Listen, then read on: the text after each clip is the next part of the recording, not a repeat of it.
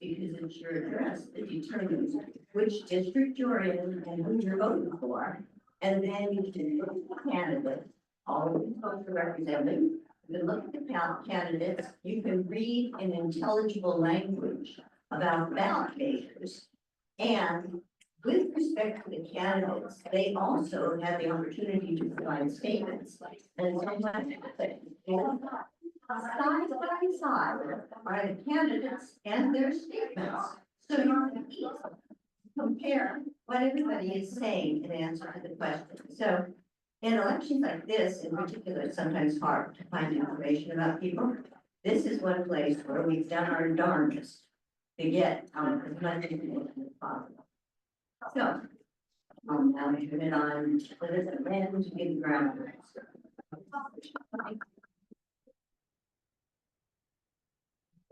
There. And here you'll be in the video. Before the ground rules, one error correction. Those of you who got the email about today probably noticed that the link to the candidate statements didn't work. Not sure why, but I sent out a new message this morning with a link that does in fact work for candidate statements. And I double checked, they are available on the website if you want to read them after. Our format will be similar to what we always do in one of these sorts of programs. Each candidate will start with a 2-minute opening statement. We will proceed alphabetically from the far left, far right. And after the opening statements, we will proceed directly to questions. We will alternate who starts. Mr. Cooper will start answering the first question. Mr. Fogarty will start answering the second question. And so when we get through all of the questions and we're reaching the end of our time, each candidate will have an opportunity to a 1-minute closing statement. In that case, we will proceed by reverse alphabetical order. Julie Weissman will start first, then Mr. Cooper will finish up here.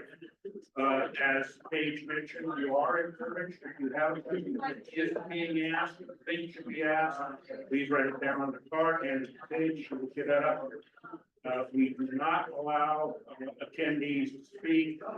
We've had some bad experiences in programs like this where someone speaks and their question is 17 minutes long.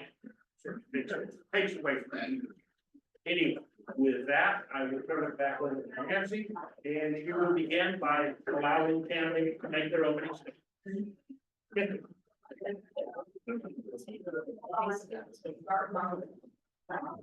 Right. As you can see, there are always technical. Nancy.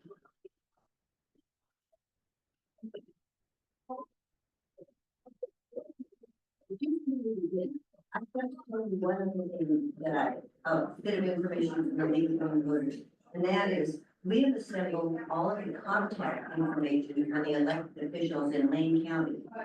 And if you need that, it's another flyer that's over there called They Represent You. So you may want to take a look at that. So, okay.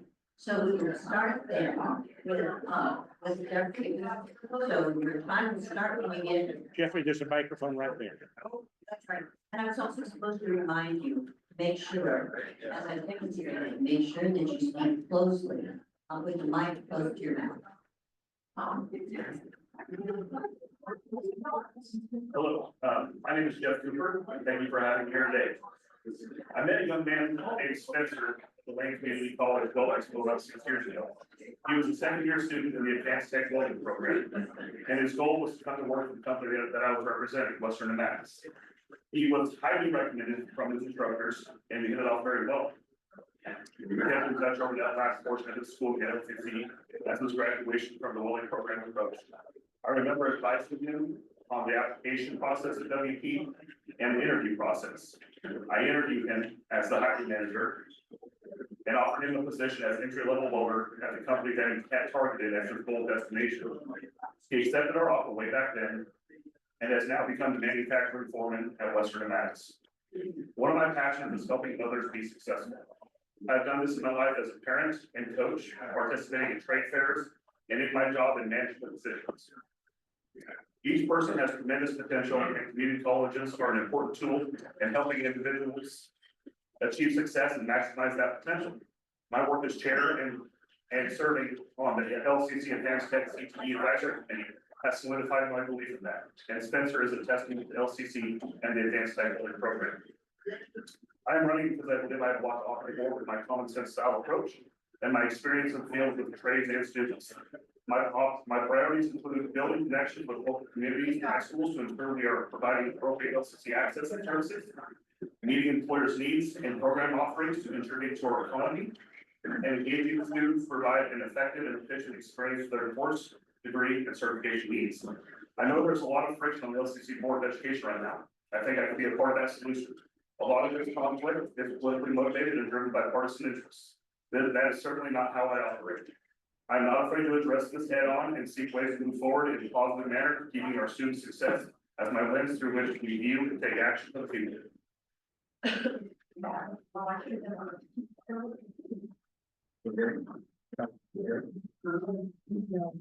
No, we can't. Exactly, There you go. Fantastic. There. Hello, everyone. My name is Austin Foley. I'm on the board of directors of Lane Community College, and I'm running for re-election for that board seat. In the last 4 years, I have focused on affordable education, collaborate with local businesses and strengthen our apprenticeship programs, and advocate for fully funded wraparound services to support our student body. These are really critical goals and really critical times that we live in. And my goal is to continue to build a college for the students, where community is not just a word, it's a part of our institution. And is a foundation of everything that we do. I received the endorsement of former Congressman Peter DeFazio, Congresswoman Val Hoyle, along with the Democratic Party of Lane County, Working Families Party, and numerous unions within our community. I envision LCC as a place where everyone feels that they belong there. And that is a critical and very important. Now, with the new challenges that we face, I remain committed to making Lane Community College a steady, supportive place for everyone, a mission that we continue today. I have the honor to be, the honor being elected 4 years ago. That was during the pandemic. That was a really uncertain time. And currently we're living in another uncertain time period with various changes to the economy, to how the economy functions, workforce needs, and so forth.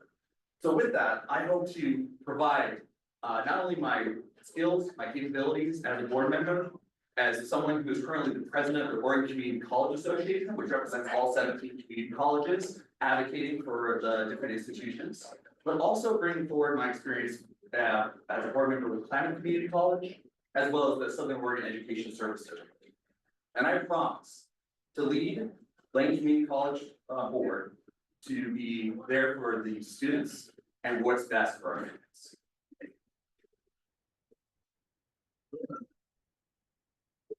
Good afternoon, everybody. Thank you to the Springfield City Club and Lane County League of Women Voters for hosting today's forum. I am so honored and excited to be here today to be part of this open and insightful dialogue, both with my fellow candidates and the voters of Lane County. My name is Devin Lawson. I'm a student at Lane Community College, a full-time employee and a member of the local Lane community. Like many students at LCC, my life is a balancing act of school, work shifts, and big dreams. A dream of mine is to continue to serve my community, and that is why I'm running for the Lane Community College Board of Education. LCC deserves leadership that is in tune with the needs, wants, and hopes of the student body. I am dedicated to ensuring students access to affordable tuition and providing them opportunities to support their education, careers, and life goals. If elected, I will work to secure policies that protect immigrant students, advocate for a culture of equity and inclusion for all of our diverse community, and fight to keep tuition costs affordable and sustainable. Every student deserves to feel seen, supported, and empowered in their academic and personal pursuits. I'm here to make and keep that promise that the board of directors can provide them with the foundation and the tools necessary to achieve their highest potential. I remain dedicated to serving my community and continue to strive for progress in the policy and culture of Lane Community College. I feel very lucky to be part of a vibrant and diverse and collaborative community.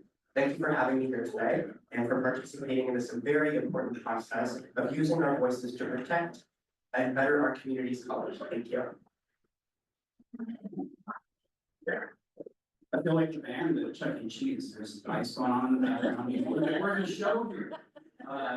So, thanks Paige, Nancy, Len, League of Women Voters, Springfield City Club for doing this. It's important to provide voters with opportunities to hear from candidates and elected officials, so I'm really honored to be here. My name is Jesse Maldonado. I am running for zone 7 unopposed, so here I am.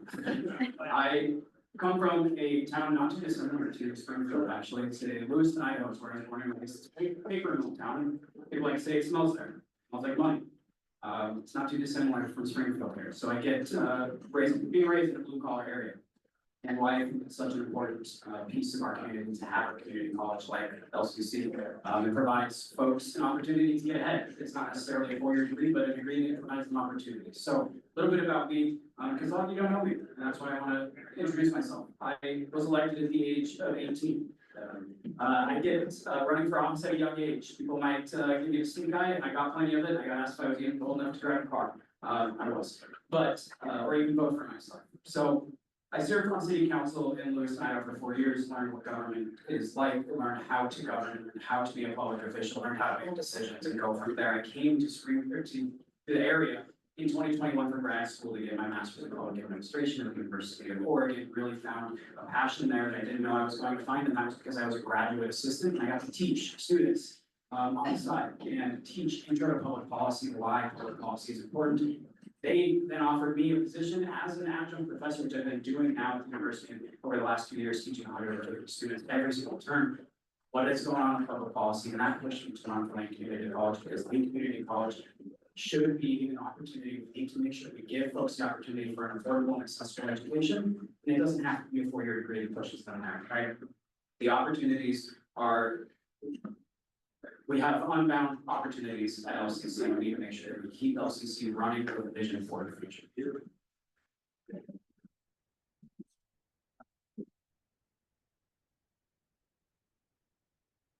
That's it, self-introduction. Very good. Hi. Good afternoon. Thank you, League of Women Voters and the Springfield City Club. I think I can safely predict that the budget is always going to be a struggle. And I think that our kids, our students, our citizens can compete with anyone, but we need to get them the tools. Here are a couple of ideas I have to bolster that student body to grow LCC.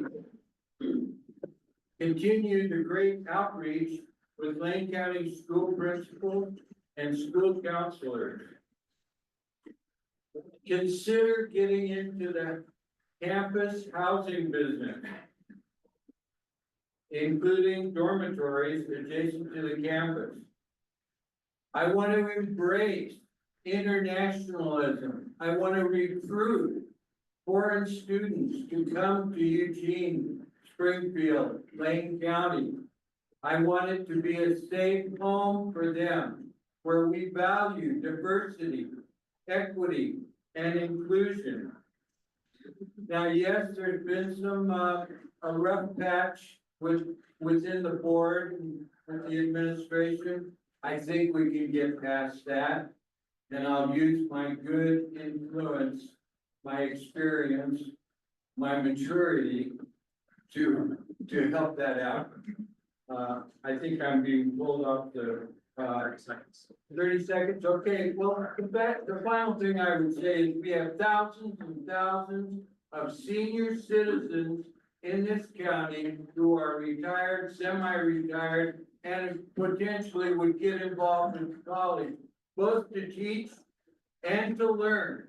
It's never too late to learn. Thank you very much.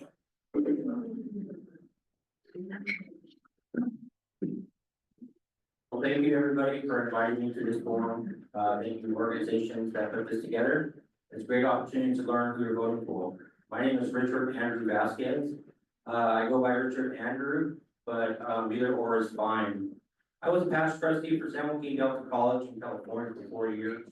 I too had ran as a student, and I had wanted to be here. That was 2 terms, 2 years.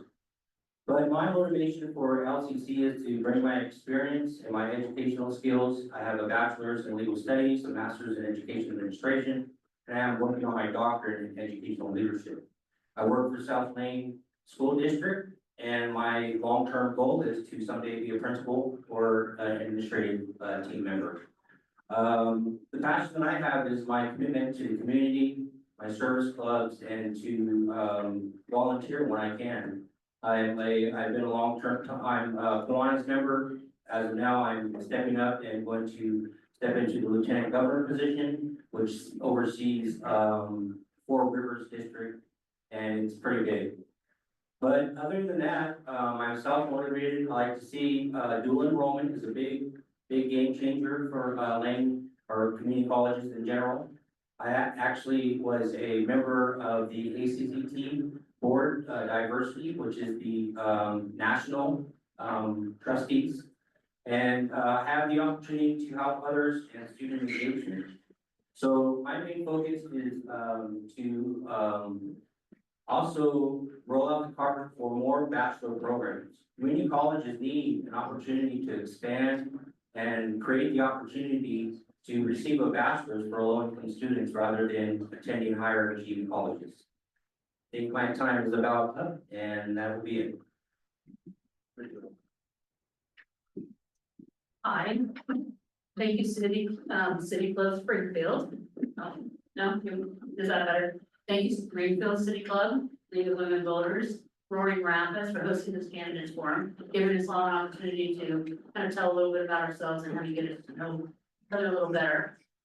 As I was deciding what I would want to kind of say in my opening statement, I realized many of you are going to read all of our pamphlets, the newspapers. You're going to hear a lot of the same stuff over and over again. So I thought of a question that was recently asked of me, which was, what was I proud of as a board member?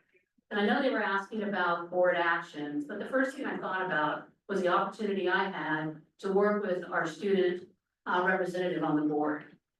During one of our more recent meetings, kind of the last couple of months, I watched her get up from the board table, go behind the public comment podium and speak as a student. So it occurred to me right then that no one had properly oriented her on how to be a student board member. I was a student board member in my 20s, on the board of trustees, so I wanted to share my experience. So I reached out, she said, why are we meeting? And I said, I am here to empower you on how to be a 100% board member, how to use your voice, give your opinions, provide your insights, ask numerous questions, because I want you to recognize that your voice is probably more powerful and more important than mine or any other board member, because you represent the constituency of why we're all here, student success. The lovely thing about empowering students is getting out of their way and watching them soar in the only way they can. And that is what drives my passion of wanting to be on the Board of Education, and why student success is so important to me, and why I want to make sure that they have the tools they need, and that Lane Community College has the tools it needs to be there for thousands of students coming in the future. And so, thank you.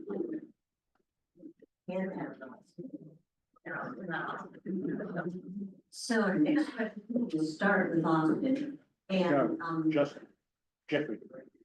no, Jeffrey, where are we going to? Oh. Yeah.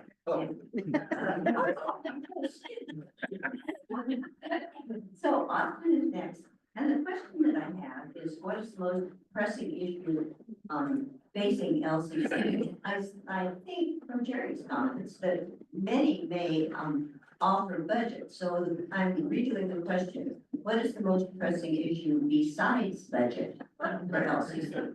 Protecting our students, making sure that our students have every resource they need to be successful. I think everyone here, like, okay, what's the percentage of students not being successful as an acceptable amount? I think the answer is 0, right?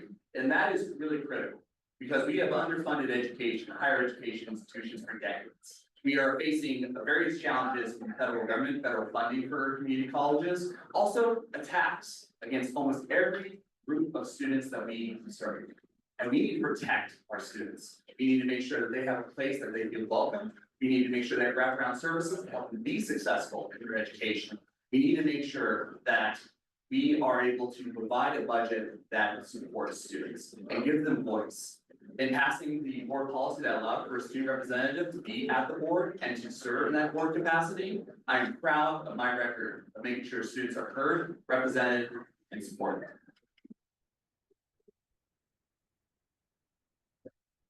I believe that the number one pressing issue besides the budget is ice on campus. When Donald Trump was elected, my fiance and I sat down at the kitchen table in tears, discussing what our game plan was, if he and his family were deported and detained by ICE, simply because of their Mexican-American origin. When reflecting on the impact the recent federal upticks and deportations have on our own lives, it uniquely informs me to advocate and serve others who face the same threats at the hands of the Trump administration.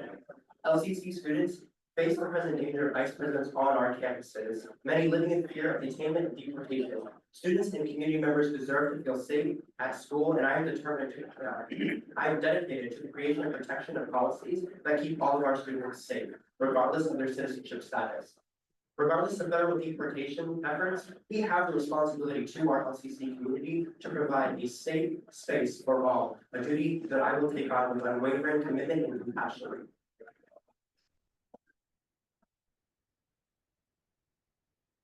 I echo a lot of what Devin just said, as a Latino and having family members that are undocumented, friends, family, cousins, neighbors, I think that's a big issue that we need to make sure, just not inherently our students of color, but our students in general feel safe on campus. I was going through school also, when school shootings began, I might be one with Devin, probably the only one that had to go through, shooting trainings and shelter in place trainings on campus. We need to make sure our students are safe. I think largely speaking to beyond that, additionally, we need to make sure that LCC is still affordable and accessible to folks. That is the number one issue, is that LCC does not become unattainable for folks in our community to be able to go and receive that education. I think that largely plays into the budget question, and obviously that's an issue, but it needs to be the pillar of opportunity that LCC is affordable and accessible, we have to be.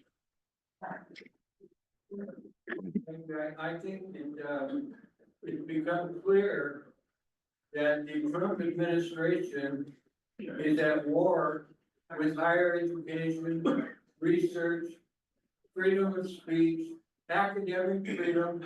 Those are the things that universities stand for. And the best work that will be done at a university or a college is done in a climate without fear, where you can express yourself and you don't have to look over your shoulder at federal guidelines and the omnipresent presence of the federal government. Great. So pertaining to the budget, you know, as a trustee or educational leader, board member, I think it's important to realize that within the school, we have a lot of programs that can help these students be successful financially.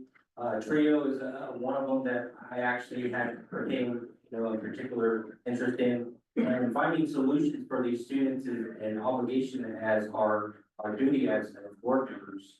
Another opportunity is seeking stakeholders within the community and trying to get them engaged, be self-sufficient, and try to utilize their time to make an effort to come out to the campus, partner with the students, and be, you know, being dependable for what we can do as far as budgeting and so forth. And I know Oregon is big on not adding taxes and so forth. I come from a state that is taxing everything, your water, your cars, you know, you're taxing your clothes, but you know, I set on a lot of measures, and those measures help, and bonds do help, but, you know, my time is up, and thank you.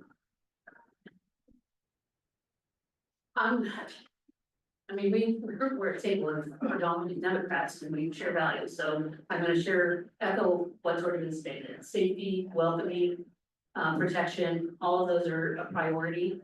And in that as well, I think is the wraparound services for students. We have a lot of housing insecurity and we have a lot of food insecurity for students. And making it affordable, I think that there's an opportunity for us to not only work with our community partners, but local businesses to try to create some workforce partnerships, try to start to get them a job now so that they're actually can forward their education while they're in school So those kinds of wraparound services and serving students while they're in school, I think is a priority too. And we can't just continually focus on just affordability and safety, but also what do they do when they're there? And how do they sustain themselves, and how do they keep themselves safe, even at home, or even when they're homeless?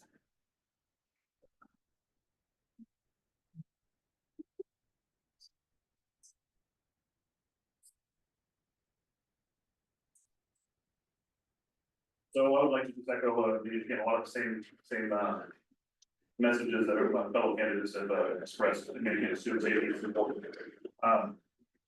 I would like to stress utilization, outreach to local high schools, push college now initiatives, and make sure that our students in high school are getting opportunities to understand what the college life is like.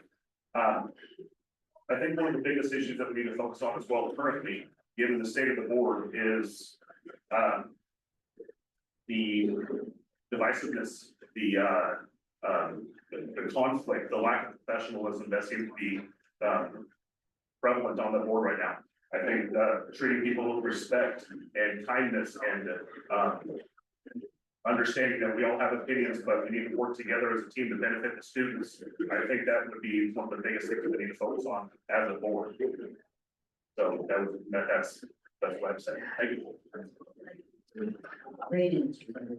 Mr. Evans, and I have a question that might give them a greater diversity of answers. See, does the college strike the right balance between career technical education, education for further academic study, and lifelong learning for adults?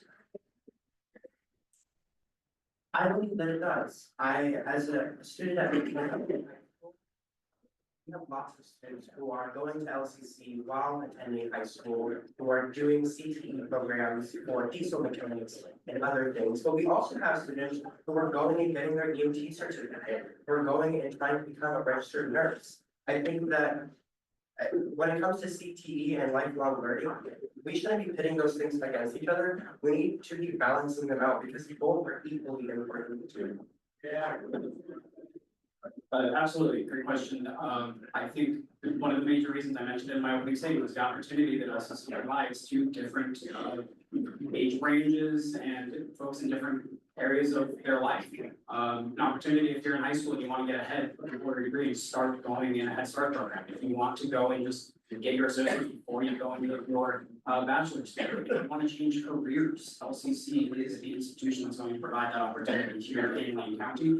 Career technical education is such a foundational piece of that puzzle. Being at LCC on Saturday for the opening of the ITech building and going in the touring, what is going on, and they're training students in unmanned aerial vehicles that you would have never thought about 20 years ago. Now we're producing students at LCC there and go out and help us solve forest fire issues and different things, CTE and other trades that we're pushing folks into LCC opportunities.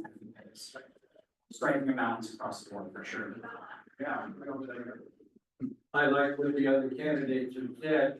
When I started this run for office, I interviewed the principals of my hometown Florence. I live up in the far west of Lane County and Mapleton. And I got pretty good report cards from those principals about how the college interacts with students. One of the things that that came up again and again is that we could possibly offer 3 free classes during the high school. And that's something I'd like to push for, because getting students involved at the high school level with LCC classwork is tremendous. So, just to reflect, the question is LCC doing their due diligence on technical vocational training and programs? I believe so. I'm a newbie here. I've only been here since 2021. And I believe that LCC is doing a good job, not only in their mechanics and their nursing program, but it's an opportunity to expand the horizon. We're living in a day where we're driving electric cars now. We need to fasten an idea for students, even though some of us are not for that. for them to partake and be a part of that and train them and be mobile to adapt to this new technological world that we live in. So it's very important for us as members, educational members, to enhance the ability to train these individuals to be successful out in the community, get professional jobs, work for large corporations, and be a successful, candidate out there in the world that we can be proud of as not only LCC members, but as trustees for our Board of Education. Well, as a non-traditional student who returned to college at 51, I started at LCC after had pursued my started school in my 20s. Okay, that was a bit of time ago, and the world went sideways, and I couldn't complete. So I was fortunate enough to get the Ford Family Foundation Scholarship, the Restart Scholarship, to actually return to school and to complete my bachelor's degree. I would not be standing here today if it weren't for the generosity and trust that Ford Family had for me.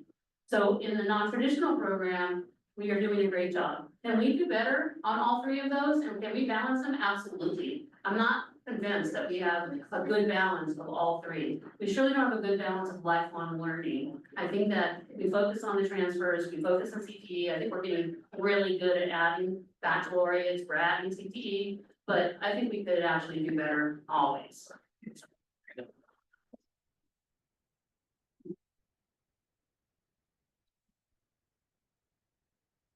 Yeah, I think LCC does have the right balance of CTE degree and continuous education. Enrollment is up over the past 3 years, so I believe interest is up in the college. I'm a trades advocate. I have been the chair of the LCC advisory committee for the advanced tech program for the past 5 years. I've seen that program develop. I've seen interest grow. I've seen it expand. So I think I definitely know that the CTE aspect of what LCC provides is extremely valuable, and it is growing. As the millwright program is new up there, the nursing program. So I believe that LCC does a great job of promoting the CTE programs. Completely agree with you in regards to the CTE programs. And for the first time now, our community college has a majority CTE program degree pursuits. So that's incredible to see that. Is there balance? Yes, but there should be more. There's opportunities for more. We can be a touch point education facility for people wherever they're. Whether you're a traditional student just coming out of high school, a non-traditional student who lost their job or their jobs are changing, we got AI, trade boards, a variety of different things that are uncertain in our economy that's changing jobs, completely removing jobs from our workforce. And we need to skill, reskill, upskill individuals within our community, because that allows them to continue to have family wage jobs, family wage opportunities, and clear career pathways. There are great opportunities for consortiums. And speaking of just community ed, we also have a small business development center at Lane Community College, a hidden gem within our community that helps create businesses, help businesses grow, and also helps businesses sell. So this is a great opportunity to expand on that specific area of community education.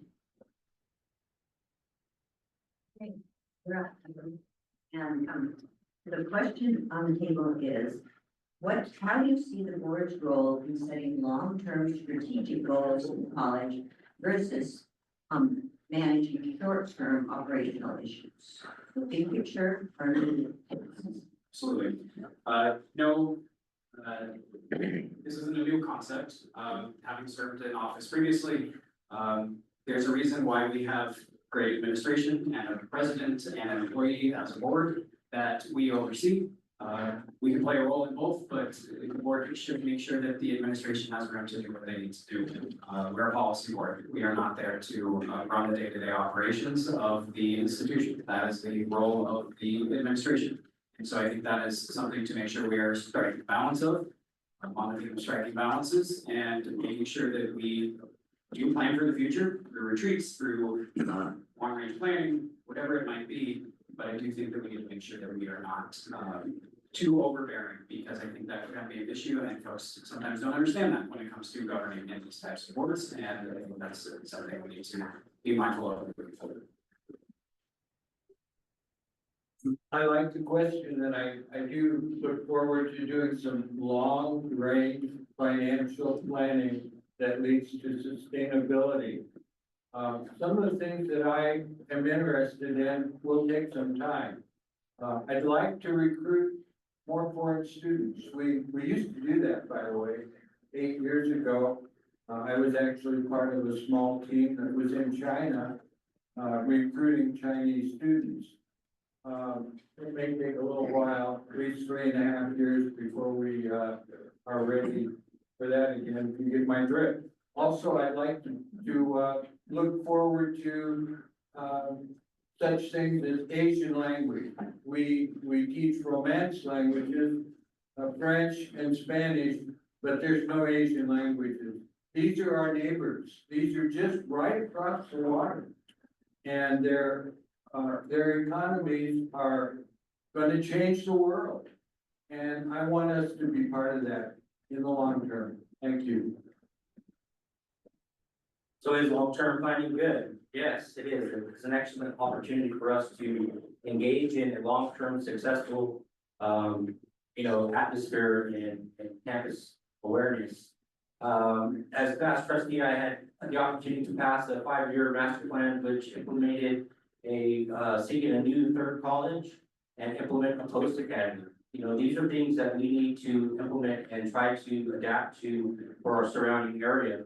So out, Lane Parks and Rec, and I don't mean to blow the whistle, but, we're getting a pickleball court for LCC campus. Those are gonna be opportunities for us to think long-term and try to draw in these attention, these individuals and tournaments and so forth, to try to bring not only revenue, but try to bring in the endorsement and the opportunity for LCC to grow. So thinking long-term is part of my, plan if I was elected, and I think it should be on everybody's agenda as far as the community college. During COVID, all of us who were running large agencies, I managed a $1 million budget with 30 less employees. The uncertainty of financing made it absolutely impossible to do strategic goal planning. That was expensive.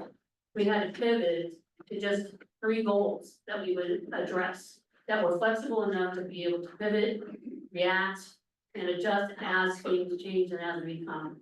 This uncertainty that we are facing right now is worse than COVID because we have so many fronts attacking us. If the Trump administration and Congress guts Medicaid, then the state is going to be affected, our budgets will be affected. We have to have short-term kind of goal sets that take into consideration things that we're going to see and then stopgaps for operational activities right now. But it's almost impossible to do future forecasting when you have this level of uncertainty. But we can set really good strategic goals and not necessarily 5-year long-term plannings until we have a better idea of what we're facing.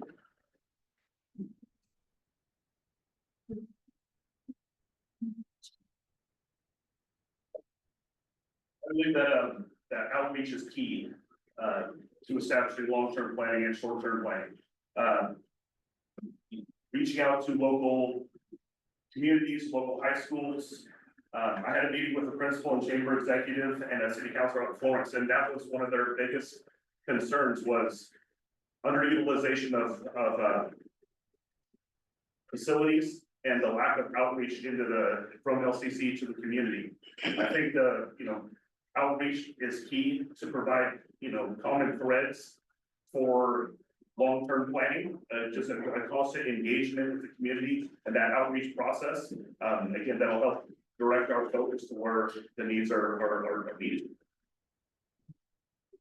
One of the greatest areas that we can focus on long-term goals and objectives is in our strategic plan. In this term, we're gonna pass a strategic plan. And we need a strategic plan that focuses on building relationships with stakeholders, to our business community, to our faculty, to our classified professionals, to students, to all stakeholders within the community.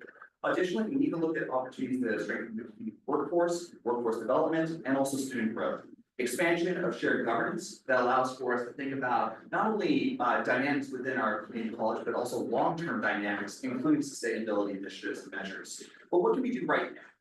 we can go ahead and create automatic enrollment for all high school graduates within Layton County, so that they have a seamless transition into higher education, creating a culture of higher education for our young people and for our workforce. Additionally, I really appreciate, by the way, I mentioned the pickleball court, because what I appreciate about that is that Layton Community College not only be a workforce hub, it can also be a sports hub with various different sports activities and resources. If you drive by our campus, the lights are on, sports are happening, make that continue to grow.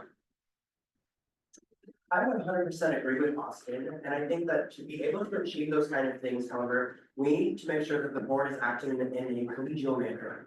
If elected, I will lead with integrity, foster clear communication, and keep us grounded in our shared purpose as a board, and that is to serve students and the Lane County community.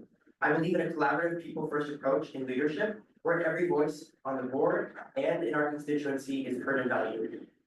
I know that when the board acts in a respectful, team-oriented fashion, we have the capability to enact real progressive change within LCC policy, including student life. I believe that the board's power to manifest positive change in our service to the LCC community, and I look forward to the opportunity to contribute to that efficient and action-oriented team. The raise up, and the question is actually a merge of an audience question and a question that I had before. The question that I had was, do you foresee changing enrollment patterns for LCC students in the next 5 years? And if so, does this present any particular challenges for the board? The question from the audience speaks to the fact that there are a variety of groups that are already targeted by LCC, but one missing group are the young adults coming out of school, out of high school during the pandemic, who were traumatized and want to slowly test the waters of school again, maybe even just get a period of fellowship. Do you see a place for those students at LCC? So the question then is, will there be changing enrollment patterns, and how do these students fit into that? I think, excuse me, I think that's a big challenge, because we know that the demographic cliff has arrived. The baby boomer kids, the last batch of them are graduating, and our enrollment pattern is possibly gonna go down. So that means more outreach, cultivating, maybe doing some advertising. I think we can resist that, because LCC offers so much to so many people at so many levels. It's, go walk on campus. If you want to see diversity in Lane County, LCC is the place to see it. So I think we can continue to make ourselves attractive, vital for the obvious changes that are happening in this world, economically and otherwise. LCC is to be continue to be there. Thank you. Thank you. So as an educator, I can't really say we can forecast the enrollment. You know, times change, things happen, economics and so forth. I think the best thing to do is prepare and come up with a strategic plan to adapt to these enrollment changes. However, with that capability, it's about improving the success and trying to develop a partnership with organizations and the workforce in the community. That way, when there is a decline, we can rely on those individuals to help sustain that until we peak another enrollment. So the second question was, yes, I do believe that these students could be educated and receive a degree at LCC. Anybody is welcome in education. It just takes a matter of effort and motivation and the desire to learn. For those individuals that are lacking a learning ability, I would say that community college is the best opportunity for them to sustain a degree and move forward with their passion for education. Well said. Answer to the, are they welcome? 100%, all students are welcome. In fact, I think that the students that are being referred to they have more opportunity at LCC today than they did during COVID. We have more wraparound services, more one-on-one assistance during registration that walks through. We're checking in on students now as they're enrolled to make sure that we have retention. So our enrollment and retention is going up, which is fabulous. So that's evident of that type of support systems that are in place. I think that the trend is going up, but we don't know how it's gonna stay there. But I think that if I can return to school at 51 and be terrified, anybody can return to school. It's education, and LCC is a fabulous institution. I fell in love with it when I was here. I fell in love with physics. I even fell in love with math, oh my God, because I returned. And so I think that, we just have to remember that education isn't always a pathway to a university.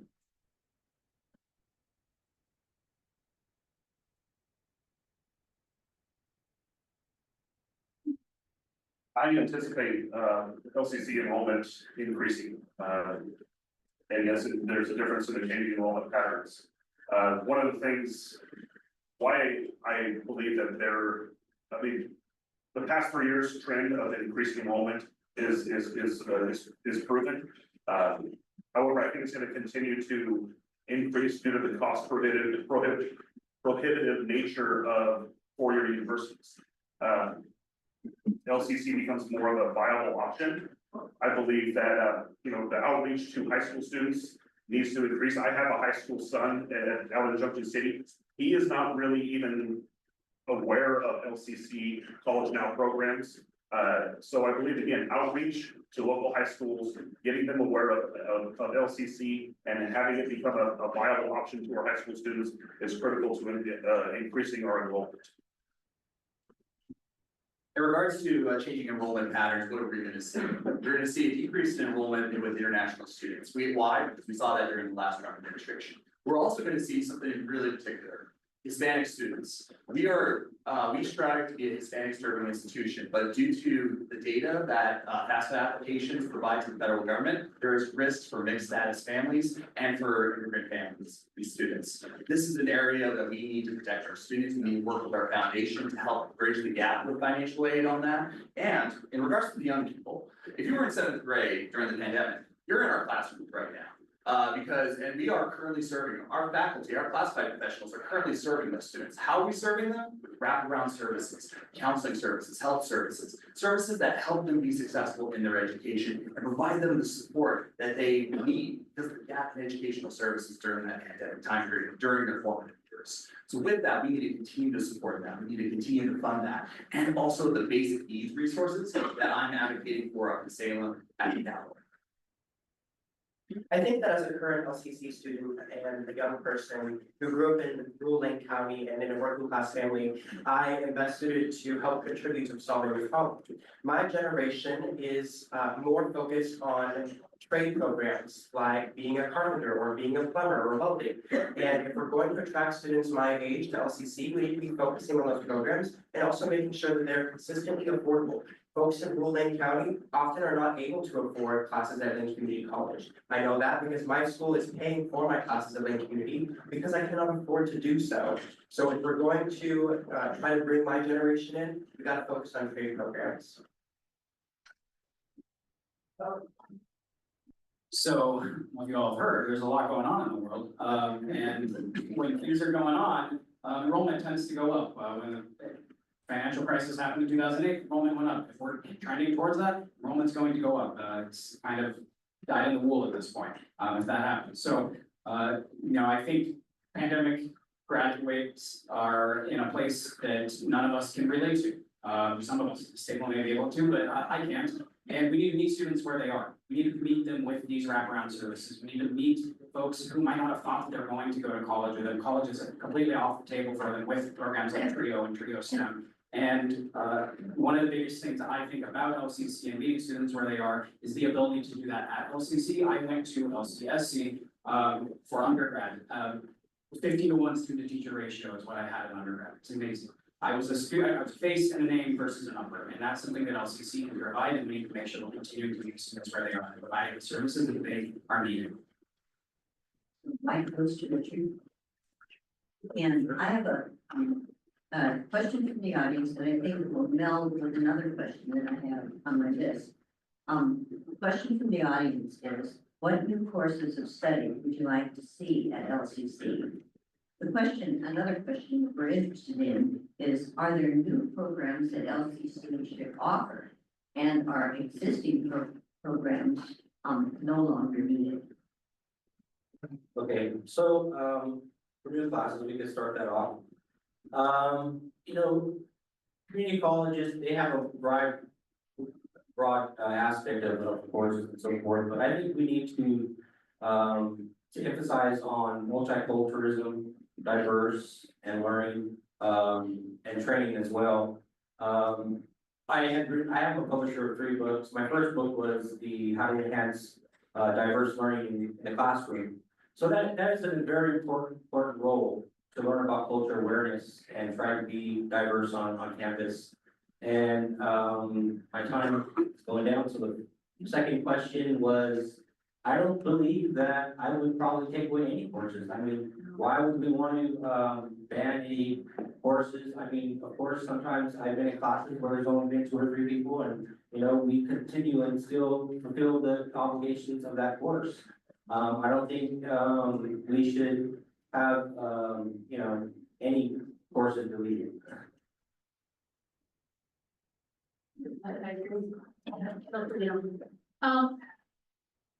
I'm not sure what the answer would be on new programming. I think that, there are much smarter brains in mind who are developing curriculum, who are seeing what the needs of students are, for me as a board member to determine what new programs might be. I can tell you as an employer, as a domestic violence services agency, where I have a lot of students, some of them have gotten degrees, but it's an entry level position. And I think that we are moving in a direction where we are gonna have more and more needs in human services. And so more and more training on trauma informed care, more and more training on de-escalation, more and more training on what mental health challenges that we're all going to have. And so I know that we have some of those, and if we have the ability to kind of expand our area, I think that we will be able to feed the nonprofit workforce with educated folks who feel like they have the experience, or at least the confidence to succeed.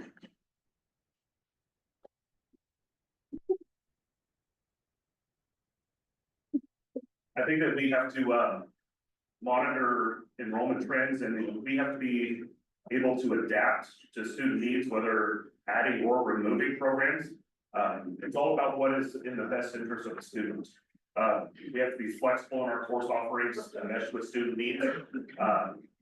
That's what I would say. I think that, again, I agree with a lot of what everybody's saying, but a hard stance of not removing versus adjusting. I think flexibility is key when it comes to the course offerings and the ability to, again, move with what the times are creating. So Yeah, and that's what's called pivoting, essentially, with the different programs and so forth, pivoting and creating them to be more flexible and specific to our community is critical. When we used to have associates in banking, by the way, here at Lane Community College, but what we found is once they had the basic skill set, they didn't go on to finish the associate's degree. So we altered it, we pivoted, we changed it to a certificate program that gave basic skills and capacities to be able to just get into employment with banking and for a variety of other different culinary programs. I mentioned the concept of consortiums earlier. Consortiums are where you can actually, with a program at a different community college, offer those same programs within our community college through agreements. And there's amazing programs that all 17 community colleges offer, including different types of baccalaureate degrees.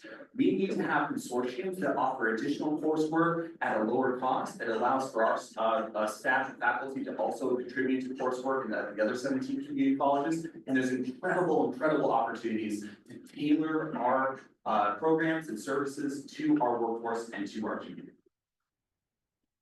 Hitting on what I was saying earlier about trade, I think that new programs would involve trade at a community college, especially if we're going to attract my generation.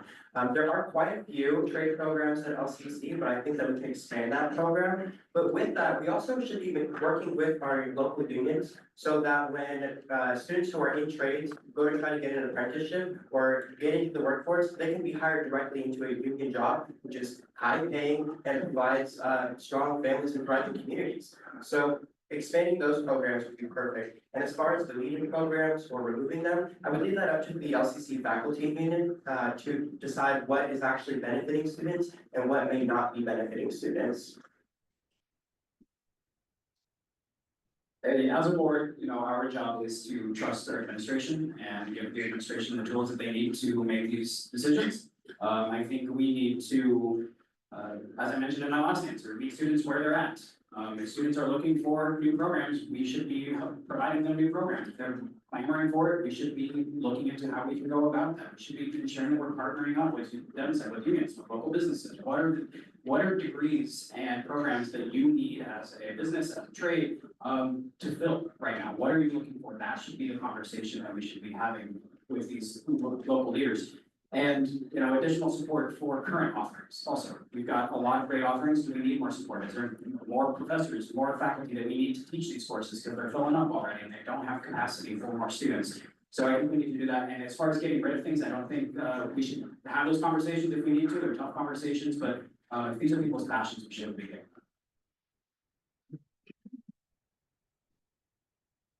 I'm tempted to talk about AI and robotics, but I don't know anything about them.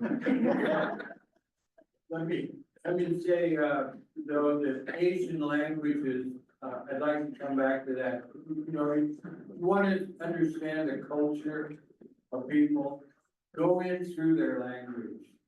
And so I'm gonna continue to push for that. We're an aging society. That rings a few bells. And I think medical technologies is something we need to keep up on so that our people are being trained here with the latest, with the greatest technology. Austin mentioned consortium. I'm in Florence.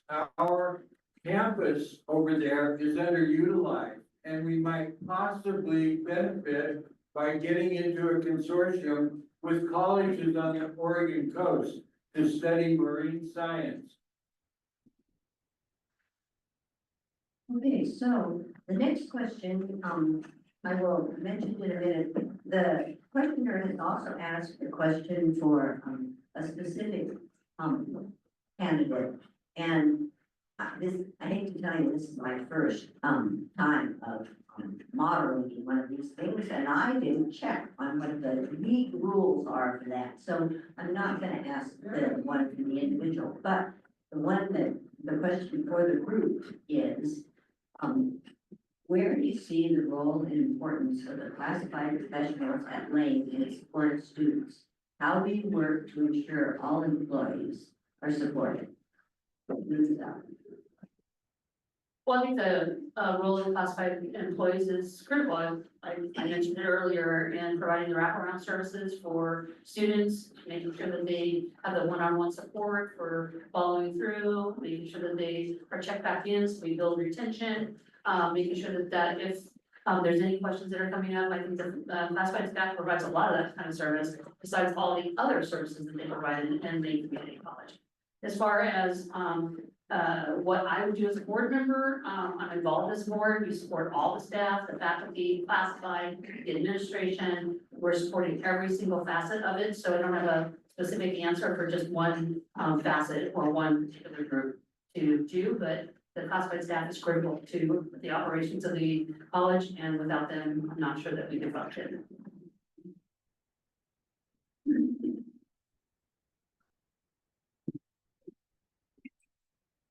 I'm gonna, I guess be a broken record again, I'm gonna say outreach again. I think that involving the classified staff and all outreach opportunities that we have to engage their input, engage them with the students. I think that's a key. That's all I have. Thank you. Can I ask for a repeat of the question, please? Then it is, where do you see the role and importance of the classified professionals at Lane in support of the students? Absolutely. And first off, they're not classified staff, they're classified professionals because they are incredible professionals within our community college. Students are our purpose, but they make the purpose happen. They are on our campus, whether it's an ice storm, whether it's college term, or summer term rather. They are there for students, and they're there to help students in almost every way. They are incredible, talented individuals that we are so fortunate to have. And quite frankly, the role that they play, they're stakeholders. They're stakeholders within our institution and should not only be treated as such, but should be a part of various aspects of not only shared governance, but also we as board members should go out to them. We should reach out to them. We should talk to them and hear what they are experiencing as employees, not as a role as a manager, but as treating them as stakeholders within our community, just like how we treat our business stakeholders, our faculty stakeholders, and our student stakeholders. Giving them the respect that they deserve and for the vital importance that the important work that they do within our community college, that's what it is. The classified professionals hold a special place in my heart. My mother taught me to always respect people, no matter who they are, janitors, and receptionists, everyone. And I am endorsed by the Classified Professionals Union at LCC because I believe that they are the backbone of our community's college. They do just about everything that you can think of outside of the classroom.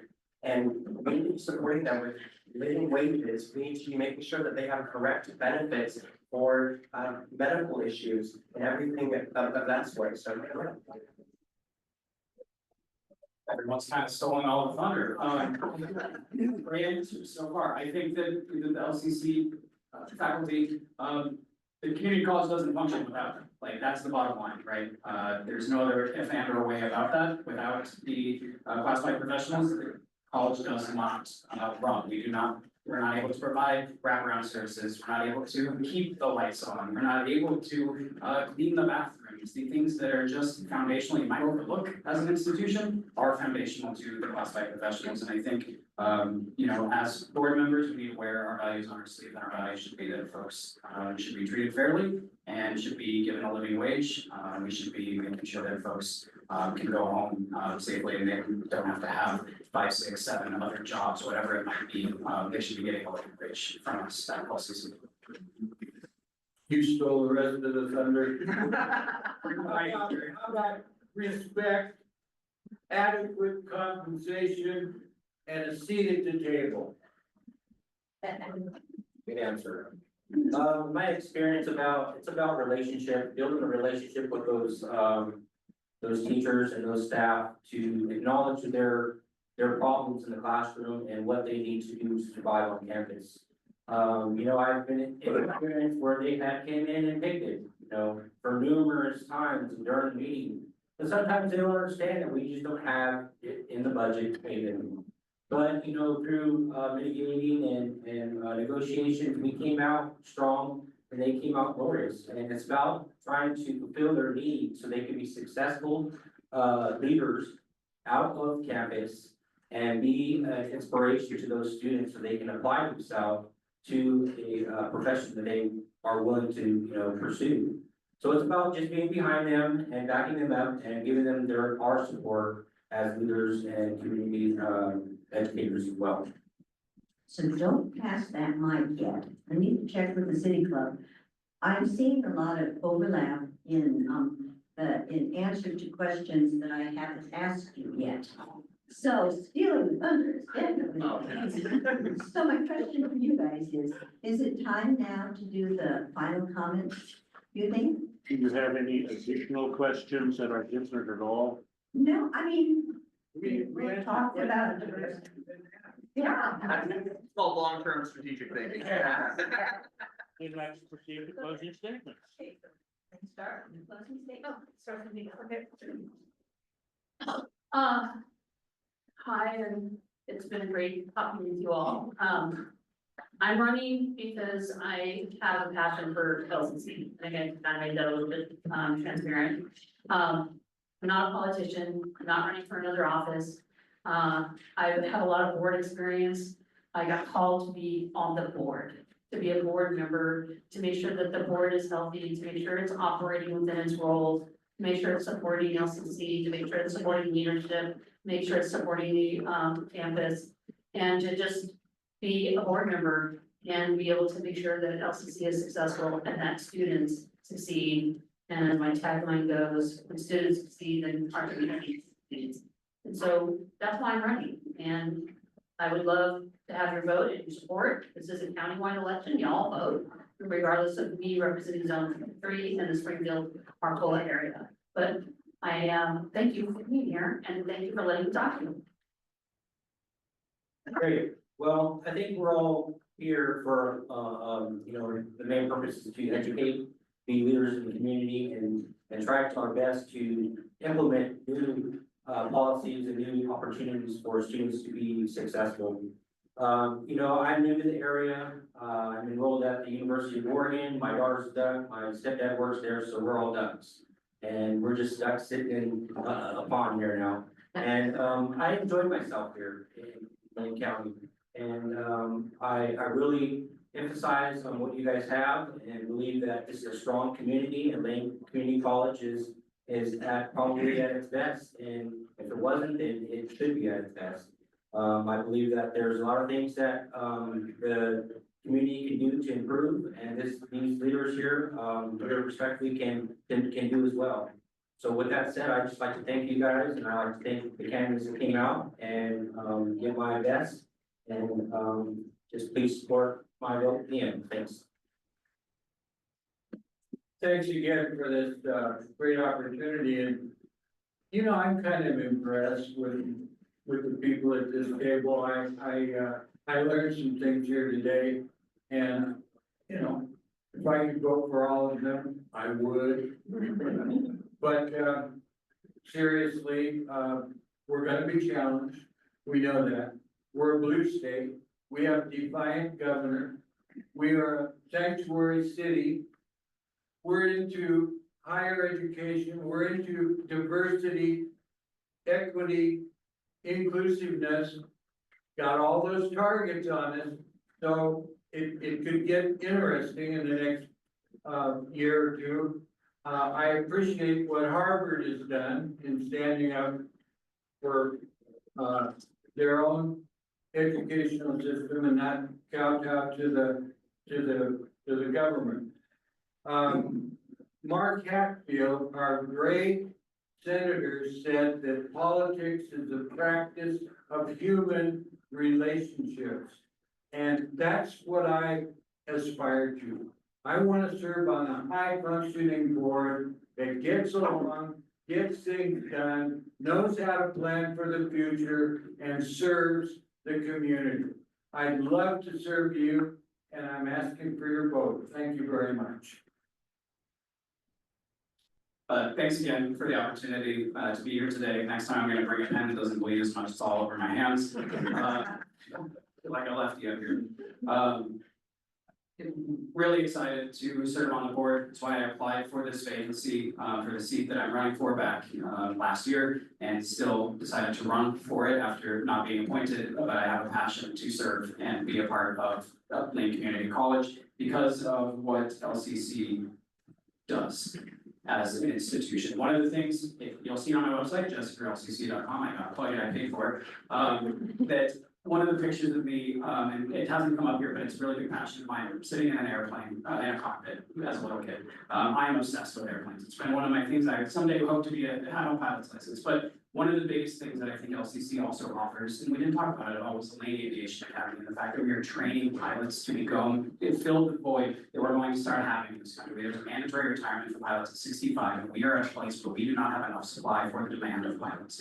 LCC can be a beacon of opportunity for this very niche area that we all rely on when we're going to travel across this country or wherever it may be, right? So I did want to just mention that, but overall, I would love to have your vote. I'm running unopposed, so unless somebody's running a write-in campaign out there. But I do look forward to getting on the board, but I still wanted to be here today to talk to you, share my vision, hear from these fellow board members. I think regardless of how this election goes, I'm going to be serving with 6 other really great, top talented individuals at LCC, and I look forward to working with them over the next few years. Thanks, everyone. Well, Well, thank you again for the opportunity to speak with all of you today. I really value the candor and these shared experiences that all of us candidates speak to and our audience for asking the great questions. I believe that Lane Community College is more than a campus. It is a student's first step towards the life they always dreamed of living and the goals they work to achieve. I believe in a board that leads with compassion for students' experience, an open mind toward progressive policy, and the belief that every student's voice should be heard and uplifted. I humbly ask for your vote for the board election, and thank you for your time and support in my pursuit of growth for the Lane Community College and the great opportunity in which we serve. Thank you. First off, thank you so much, City Club, League of Women Voters, Roaring Rapids. I also want to just take a moment to thank my opponent, Richard. It's great to meet you in person. It's really amazing to hear your story, and I truly mean this when I say, no matter who wins this election, our community wins this election. And altogether, this is a great opportunity for us as a community to get a board that represents the values of this community and the future that we want for this community. The next 4 years are a very uncertain time period, and we need a board that can collaborate, work together to pursue the future that this community deserves. And my goal on this board is to ensure that Lane Community College continues to serve as our community's college. This is a vital and critical role, and we are an agenda institution to this community. And I would love the privilege to earn your vote for a second term so that I can further the work that we've already accomplished and look for opportunities to pivot, to grow, and to continue to serve all people within Lane Community College, and within Lane County as Lane Community College. Thank you. Thank you again for having me here today. It's been a pleasure to sit up here with the candidates and get to learn more about you. Again, I'm running because I believe I have a lot to offer the board with my common sense style, my experience in the field of trade and with students. I have real world everyday experience engaging with students, businesses, and LCC as well. I am not a politician. I ask tough questions, and I'm a bridge builder and a problem solver. Again, my priorities are building connections with local communities and high schools to ensure we're providing appropriate LCC access and services for everybody. Meeting employers' needs and programs offerings to contribute to our economy. And again, engaging students to provide an effective and efficient experience for their course degree and certification needs. I'm proud to say that I have the endorsements of Lane County Commissioner David LaValle and Ryan Sinega, the Springfield Mayor Sean Van Gordon, and several other rural mayors as well. I also have the endorsement of the Eugene Chamber of Commerce.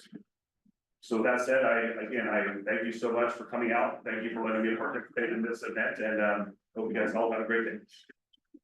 Before I let him have the mic, I'm gonna say, thanks to the Springfield, City Club for including the League of Women Voters. I'd be remiss if I didn't thank Patty Sandos, who's a league member who's had the thankless task.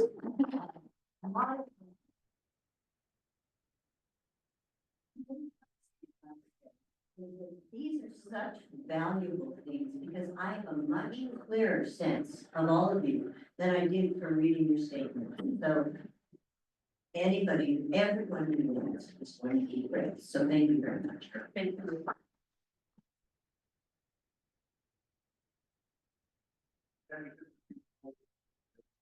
And I think I will share Mr. Russ's opinion. I don't know who's going to win this election, but LCC is certainly going to win whichever of these candidates succeed. Couple of details.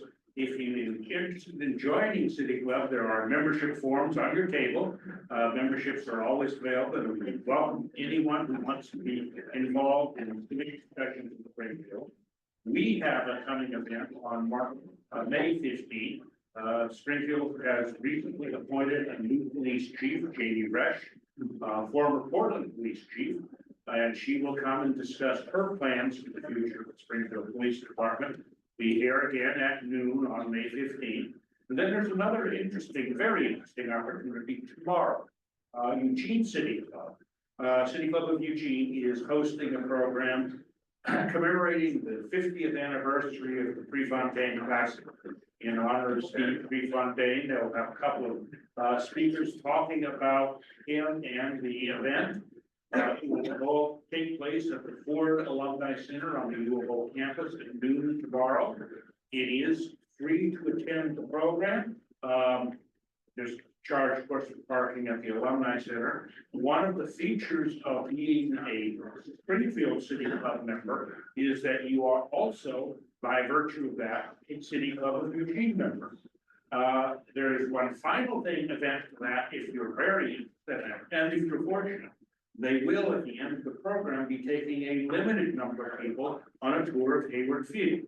And City Club members get first priority in being selected to go.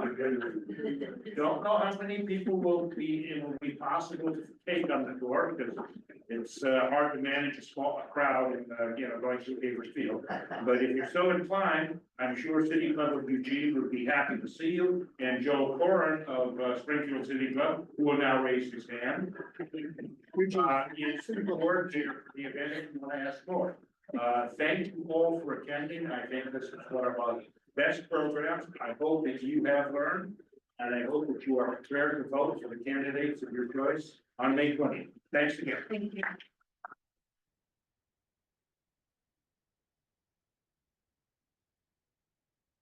If I could just get a picture of you all really quick.